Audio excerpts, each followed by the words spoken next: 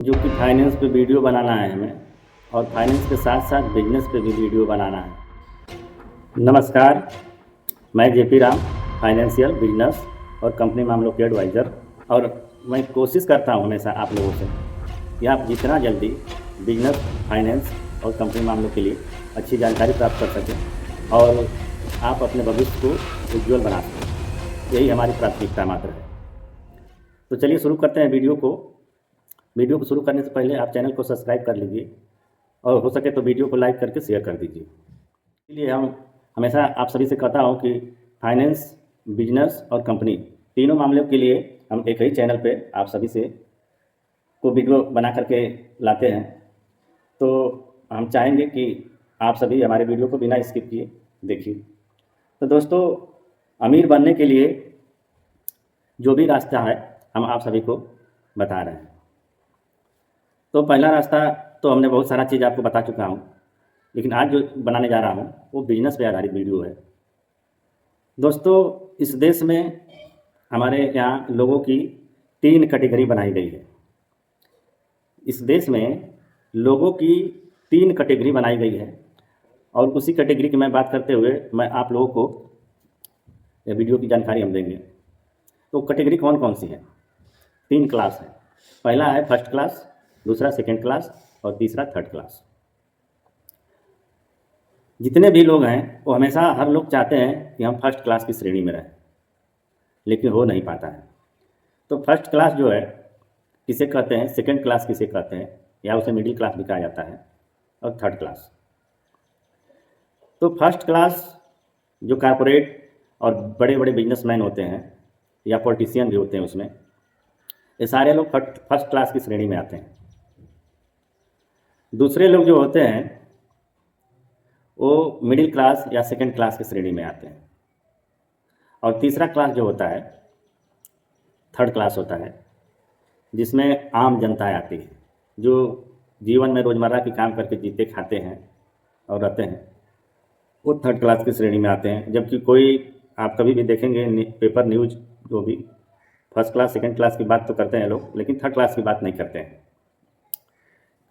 Third class की बात इसलिए नहीं करते हैं क्योंकि कहेंगे कि थर्ड क्लास के लोग हैं तो लोगों को बुरा लग जाएगा, इसलिए थर्ड क्लास की बात नहीं करते हैं। लेकिन हमने आज थर्ड क्लास की बात की है। तो दोस्तों, आपको फर्स्ट क्लास में रहना है या मिडिल क्लास या सेकंड क्लास में रहना है या थर्ड क्लास में रहना है, ये आपको तय करना है। ये आपके विवेक के ऊपर निर्भर करता है कि आप कहाँ किस श्रेणी में रहना चाहेंगे। तो लोगों या दोस्तों, मैं आप सभी से पूरा अनुरोध के साथ ही इस बात को और गर्व के साथ बात को कर रहा हूँ कि आप हमेशा फर्स्ट क्लास की श्रेणी में रहिए। और बहुत बड़ा चीज़ नहीं है, ज़रा सोच करके तो देखिए, बहुत बड़ी चीज़ नहीं है। आप बिजनेस करना शुरू कीजिए, आप फर्स्ट क्लास की श्रेणी में आ जाएंगे। मिडिल क्लास वो होता है जो नौकरी पेशे वाला आदमी होता है, जो सरकारी नौकरी करता है या प्राइवेट अच्छी नौकरी करता है, वो लोग मिडिल क्लास में आते हैं। थर्ड क्लास में तो मान रहे हैं आप सभी कि थर्ड क्लास में आप सभी होंगे ही होंगे।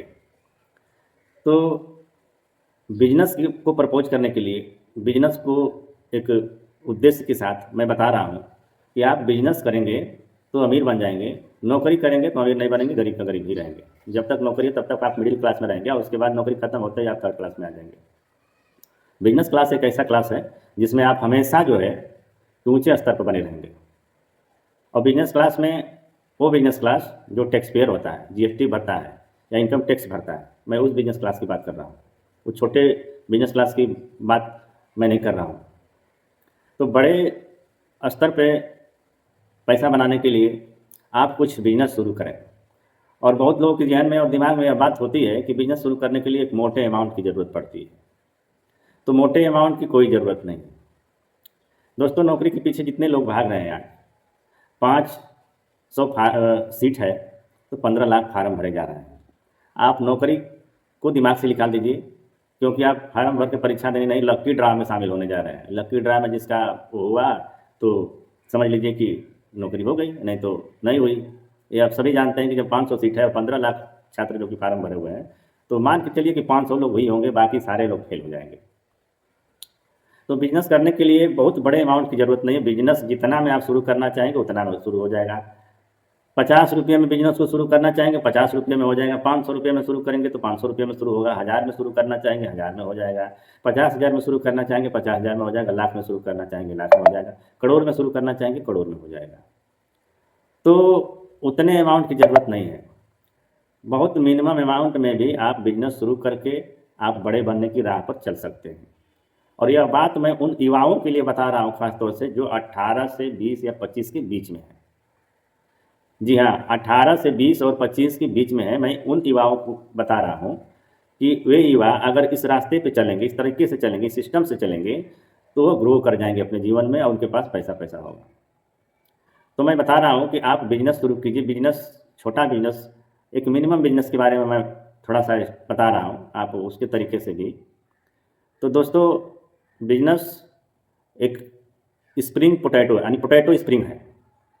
जो आलू होता है, आलू को गोल गोल स्प्रिंग टाइप के काट करके उसको छान करके कढ़ाई में और उसके ऊपर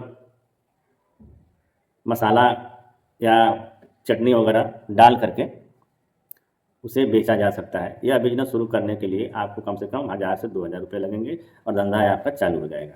और रही बात कमाई की, तो मैं बता रहा हूँ कमाई उसमें बहुत अच्छी है। जो लाख रुपये का बिजनेस करेंगे ना, उससे बेहतर कमाई उस धंधे में है, पोटैटो स्प्रिंग में। पोटैटो स्प्रिंग की जो बिजनेस है उसकी मशीन जो आती है मात्र 600 से लेकर के 1000 के बीच में उसकी जो मशीन आती है, आप चाहेंगे तो अमेजन पे या फ्लिपकार्ट पे मिल जाएगी आसानी से। और उसे लाइए और ला करके पोटैटो स्प्रिंग का बिजनेस चालू कीजिए। अगर मैं बता रहा हूँ उस बात को बढ़िया से जानकारी लेना चाहेंगे उस बिजनेस की, तो मैं जितना है मैं शॉर्ट तरीके से उस बिजनेस की जानकारी दे रहा हूँ। उसको बनाने की जो कला है वो आप यूट्यूब पे जान सकते हैं। तो उस बिजनेस से जो एक पीस बिकता है पोटैटो स्प्रिंग, एक पीस का रेट होता है मार्केट रेट मिनिमम 20 से 40-50 रुपये तक बिकता है। मैं मैक्सिमम की बात पे नहीं जाता हूँ, मैं मिनिमम की बात पे ही मैं वो करता हूँ कि मान लीजिए 20 रुपये का बिकता है, तो 20 रुपये का स्प्रिंग पोटैटो है। अगर 100 बेच देते हैं एक दिन में तो 2000 रुपये की कमाई हो जाएगी। जी हाँ, अगर आप 100 रुपये के बेच देंगे, 100 पीस बेच देंगे तो 2000 की कमाई हो सकती है।